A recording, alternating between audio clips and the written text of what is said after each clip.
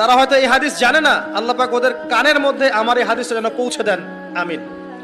নবী সাল্লাল্লাহু আলাইহি ওয়াসাল্লাম বলেছেন, আমি মেরাজের রাতে যখন গিয়েছি তখন এক শ্রেণীর মানুষকে দেখেছি, ওদেরকে শাস্তি দেয়া হচ্ছে। কি শাস্তি? জাহান্নামীদের রক্ত এবং পুঁজ ওদেরকে খেতে দেয়া হচ্ছে।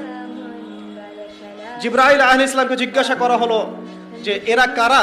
তিনি বললেন, এরা আপনার উম্মতের সেই সব ব্যক্তি যারা মাদকদ্রব্য সেবন করত। আল্লাহ রাব্বুল আলামিন তার হাবিবের মাধ্যমে জানিয়েছেন, যখন কোনো মুসলিম মাদক সেবন করে বা কোনো ব্যক্তি মাদক সেবন করে তখন 40 দিন তার নামাজ কবুল হয় না।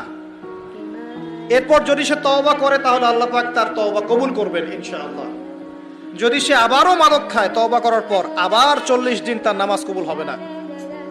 যদি সে আবার তওবা করে আল্লাহ পাক আবার তাকে মাফ করে দিবেন। যদি সে আবারও মাদক খায় আবার 40 দিন তার নামাজ কবুল হবে না। তারপর যদি আবার তওবা করে আবার আল্লাহ তাকে মাফ করে দিবেন।